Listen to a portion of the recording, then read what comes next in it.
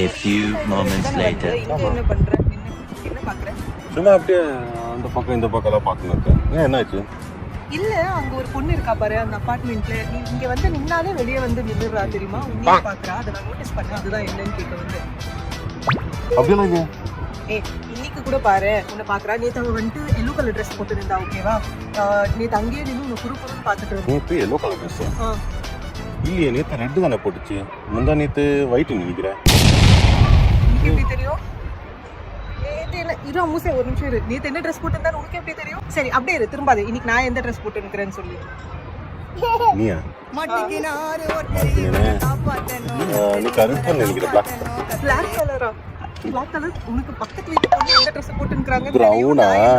தெரியல. கல்யாணம் ஆயிடுச்சுங்க. வா வீட்டுக்கு வா. உனக்கு